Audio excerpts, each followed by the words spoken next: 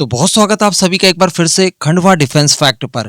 आज के इस वीडियो में हम लोग बात करने जा रहे हैं प्रोजेक्ट कुशा और साथ ही S-400 को लेकर। आज की ये वीडियो काफी ज्यादा इंपॉर्टेंट इसलिए होने जा रही है क्योंकि पिछले कुछ समय से लगातार ऐसी खबरें निकलकर सामने आई थी जिसमें ये बताया जा रहा था कि भारत आने वाले समय में S-400 की कुछ और रेजिमेंट्स अपने बेड़े की पावर बढ़ाने के लिए खरीद सकता है। साथ ही इसके लोकल प्रोडक्शन और बाकी की कुछ चीजों के ऊपर भी डिस्कशन चल रहा था। लेकिन क्या इस तरह की कुछ संभावनाएं दिखाई भी दे रही है? क्योंकि प्रोजेक्ट कुशा को लेकर जिस तरह की चीजें निकलकर सामने आई है वो हमें ऐसा बताती है कि देखिए आपके पास आपका खुद का स्वदेशी S-400 उपलब्ध है।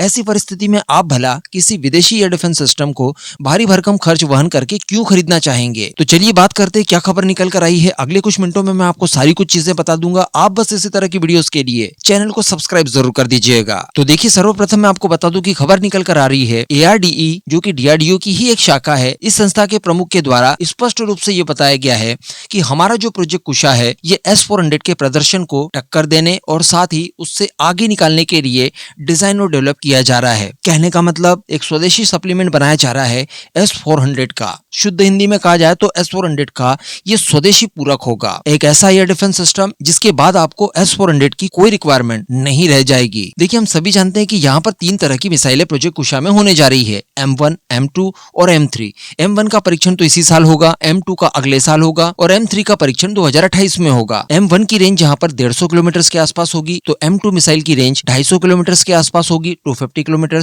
और जो M3 होगी उसकी रेंज बताई जा रही है 400 किलोमीटर। तो ARDE के प्रमुख अखांती राजू सर की तरफ से यही बताया जा रहा है कि जो हमारी M1 मिसाइल होगी जो 150 किलोमीटर की रेंज आपको देगी, 150 किलोमीटर की, ये S-400 की मिसाइल 9M9 6E2 को टक्कर देने जा रही है जिसकी रेंज 120 किलोमीटर बताई जाती है। तो यानी प्रोजेक्ट कुशा की जो शुरुआती रेंज होगी वो S-400 की शुरुआती रेंज की तुलना में 30 किलोमीटर ज्यादा होगी। इस मिसाइल का इस्तेमाल विशेषकर प्रिसीजन स्ट्राइक के लिए किया जाएगा। इसके अलावा ये भारत के क्विक रिस्पांस की जिम्मेदारी भी उठाने जा रही है, यानी तत्काल बिल्कुल प्रिसीजन के साथ ये अटैक करने में सक्षम होगी। और 150 किलोमीटर की रेंज कोई कम नहीं होती। इसके बाद जो दूसरी मिसाइल होगी यानी M2 जिसका परीक्षण 2027 में होगा संभवतः, इसकी रेंज होगी 250 किलोमीटर। तो ये S-400 की दूसरी सबसे इंपॉर्टेंट मिसाइल 408N 6DM का सप्लीमेंट मानी जाएगी जो कि बहुत ही ज्यादा स्पीड से और साथ ही हाई एल्टीट्यूड पर पाए जाने वाले टारगेट्स के खिलाफ एक मजबूत सुरक्षा कवच आपको देगी। अब ये जो S-400 की मिसाइल है ये आपको 250 किलोमीटर की रेंज देती है, 250 किलोमीटर की, और हमारी M2 भी इतना ही लगभग देगी।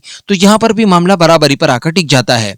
तो आपको S-400 की आवश्यकता दोबारा नहीं रही। इसके बाद बात कर ली जाए M3 मिसाइल की। ये मिसाइल मैंने आपको बताया कि वर्ष 2028 में पहली बार परीक्षण की जाएगी, जब तक M1 और M2 काफी ज्यादा सशक्त हो चुकी होगी, और वर्ष 2030 तक इसे मास प्रोडक्शन में उतार दिया जाएगा पूरे के पूरे सिस्टम को। तो M3 बताया जा रहा है कि आपको 400 किलोमीटर की रेंज देगी और ये टक्कर देगी S-400 की तीसरी सबसे इंपॉर्टेंट मिसाइल 40N6E को, जिसकी रेंज भी 400 किलोमीटर है। तो कहने का मतलब S-400 की जो मैक्सिमम रेंज है उसको हम लोगों ने मैच कर लिया और इसकी शुरुआती रेंज को हम लोगों ने सरपास कर दिया। तो जब इसी कैपेबिलिटी के साथ हमारे खुद के एयर डिफेंस सिस्टम्स होंगे तो हम लोग और ज्यादा संख्या में S-400 भला क्यों खरीदना चाहेंगे। साथ ही रिपोर्ट में कीमतों की बात तो नहीं बताई गई है, लेकिन ऐसा समझा जा सकता है कि ये लगभग हमें S-400 की तुलना में 50% कीमतों पर या मैक्सिमम 60% तक आपको उपलब्ध हो जाएंगे। तो जहां पर आपने $5 बिलियन से ऊपर पे किया है केवल 5 रेजिमेंट्स के लिए, तो उतने में आपको लगभग 7 से लेकर 8 रेजिमेंट आसानी से प्रोजेक्ट कुशा की मिल जाएगी। ये जरूर कहा जा सकता है कि जब तक प्रोजेक्ट कुशा पूरी तरह से ऑपरेशनल नहीं हो जाता